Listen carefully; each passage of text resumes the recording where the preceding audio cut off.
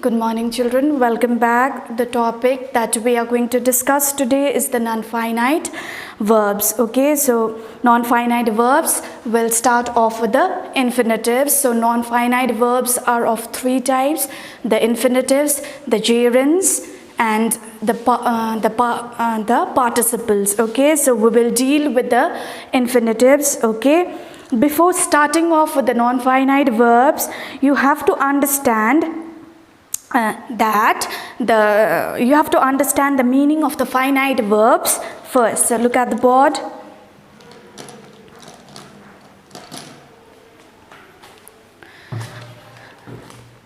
Now see, now you'll have to understand that verbs are of two types, that is the main verb or the base form of the verb. Okay, main verb and the auxiliary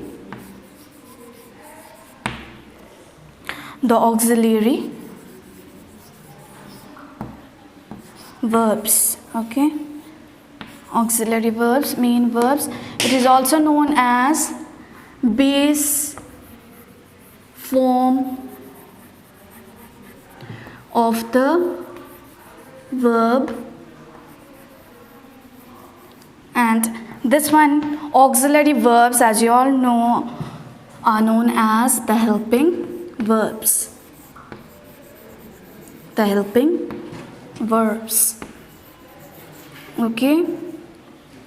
So first of all, okay, non-finite verbs. Before doing the non-finite verbs, you will have to understand the meaning of finite verbs. After that, you'll have to understand that the verbs are of two types, that is the main verb, that is the base form of the verb, and the auxiliary verbs, that is the helping verbs, like play, read, write. These are base forms of the verbs. And then is, are, am, being, been, have, has, these are all helping verbs. Okay, so come to the first one, that is finite. What is a finite verb? Okay, what is a finite verb? Okay, so a verb that has a subject, a verb that has the subject and shows change as per the tense, comma, person and number. Okay, and number is known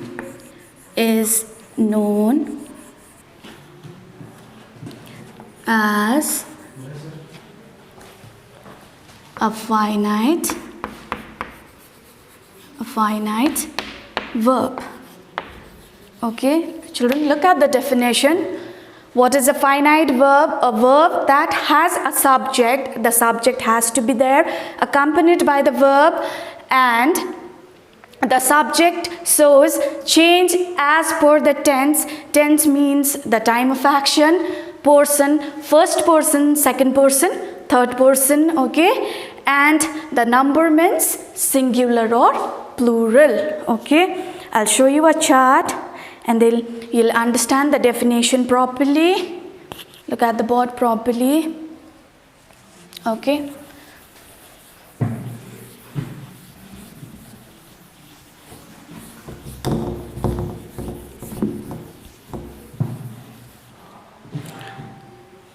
Now see, there is a verb and the verb has a subject.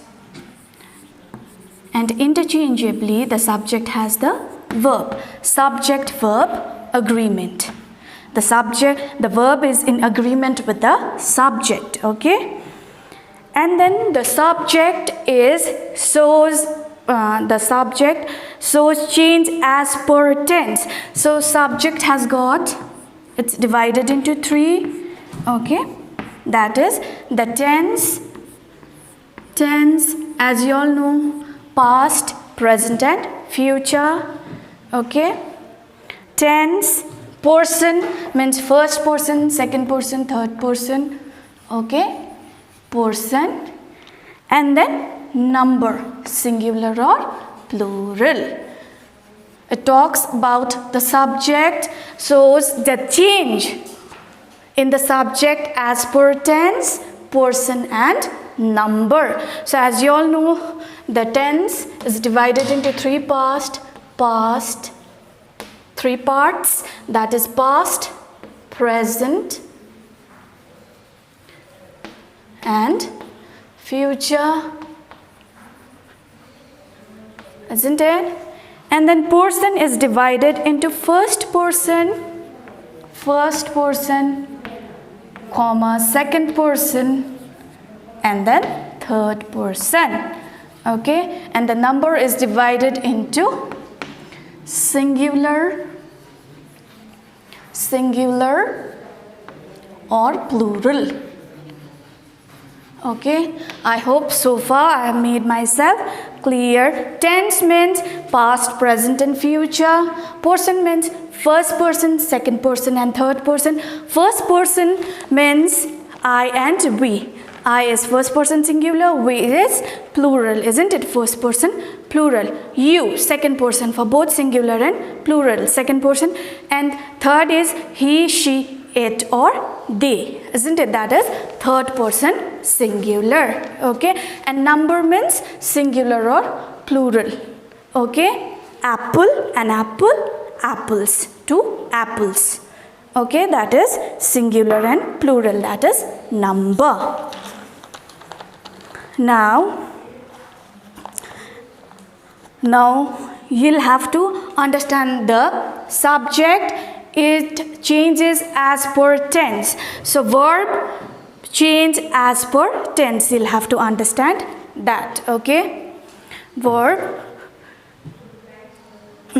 Subject which changes with the tense, okay? So look at the board carefully. In the finite verb, okay, finite verb is in agreement with the subject agreement, subject verb agreement, okay, and then it is further divided into the tense, the person and the number, okay. So verb change as per tense. Verb change as per tense. Verb change as per tense. Okay, you'll understand it better with an example. So look at the board carefully. I play cricket, okay? Yes, we are looking at the first part, that is the change in the tenses, okay? So, I play cricket. I play cricket every day. Cricket every day, okay? Now see children, this is in the present tense, isn't it? This one is in the present. Now see the next example. I played, past, isn't it? Play becomes played, past tense. I played cricket yesterday. I played cricket yesterday. day. Okay, this is in the past, isn't it? So the verb is changing in accordance with the subject. In accordance with the tense. The verb is changing in accordance with the tense. In the present tense, it is I play. In the past tense, it is played, ed, isn't it? So play and played over here are play. Okay, play and played. Played. So play and played are finite verbs. These are known as finite verbs as per the change in the tense. Okay, these are known as finite verbs. Okay, so come to the second one, verb change as per person. So we have done with the first one. Now second one is the person, verb change as per person. Okay. Second thing is verb change as per person. Tense we have completed. Now verb change as per person. Verb change as per person.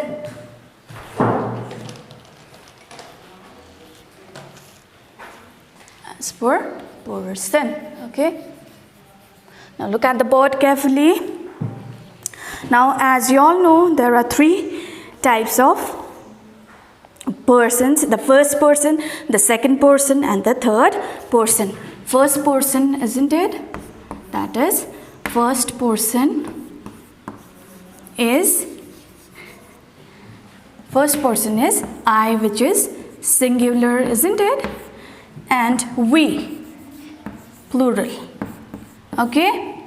Now come to the second person. Second person is you. It can be both singular and plural, both S and P's, both singular and plural. Singular and plural. Okay. Now the third person. Third person. Third person. That is he, she, it. These are singular, isn't it? And they are plural. And they, it's plural, isn't it? So I have made myself clear. Verb change as per person means first person, second person, third person. The word will change in the third person. Okay, in the first person and the third person. Okay. So you'll understand it better with an example.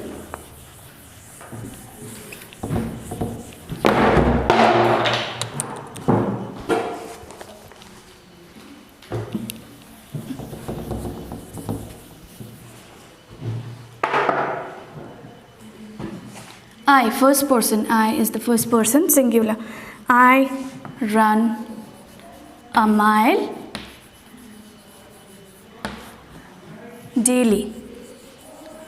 So children, this is first person, singular. First person, isn't it? I. First person.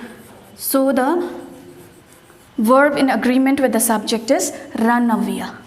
Okay. But he runs. He runs. It is changing with the change in the person. This is the second person, isn't it? It is changing. This is the first person, so it was run. So now this one is, this one is third person. I'm so sorry. This one is third person, and the verb in agreement with the subject is runs away. It is changing. Okay. He runs a mile daily.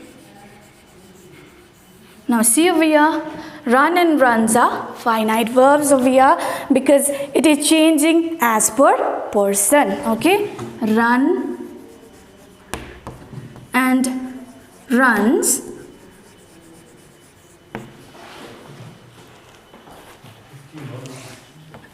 are finite verbs. Okay, I hope so far you have understood. Now the third one is verb change as per number. Verb change as per number.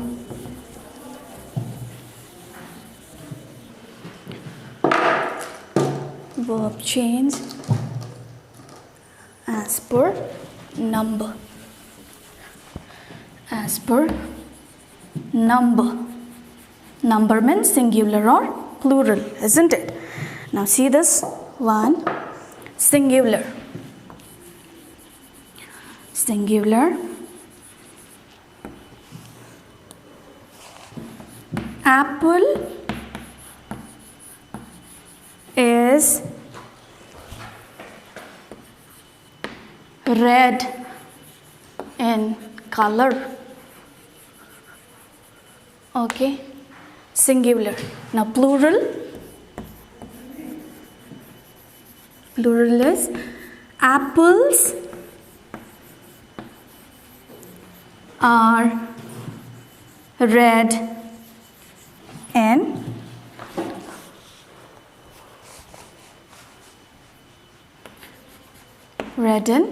color. Now see the difference over here. Apple, singular, is. The accompanying verb is, this is the helping verb, the accompanying verb is over here, isn't it? But when it comes to plural, the accompanying verb changes into are, isn't it? This one is plural, apples and are. Now these is and are changing as per number. The verb is changing as per number, singular or plural. These are known as finite verbs. So is and are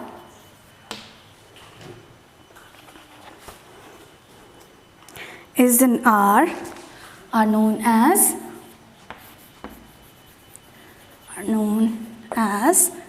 finite verbs. Okay,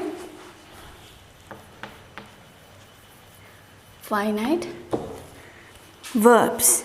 Okay, so now I hope you all have understood the finite verbs.